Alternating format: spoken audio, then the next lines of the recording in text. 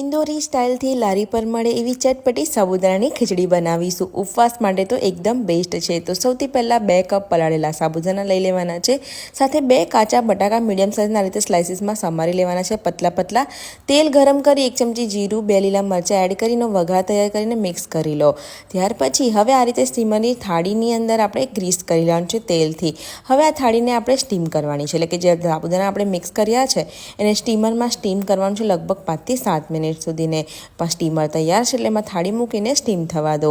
આ રીતે સરસ બટાકા અને સાબુદાણા બફાઈ જાય ત્યાં સુધીને સ્ટીમ થઈ જાય એટલે એને તરત કાઢી અને સરસ હવે આપણે મસાલા ભેગા કરવાના છે। તો સૌથી પહેલાં આપણે એક મોટા બાઉલમાં સાબુદાણા અને બટાકા જે મિક્સ કરીને રાખીએ છીએ તે એડ કરી દેવાના છે।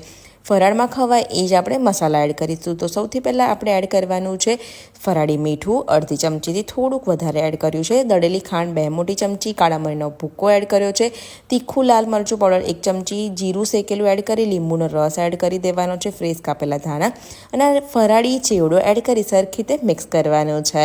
જેને એકદમ ટેસ્ટી। તો તમે પણ ઉપવાસમાં આ રીતે ફરાળી ખીચડી ચોક્કસથી ટ્રાય કરજો। વિડીયો ગમ્યો હોય તો લાઇક અને શેર કરવાનું બિલકુલ ના ભૂલતા।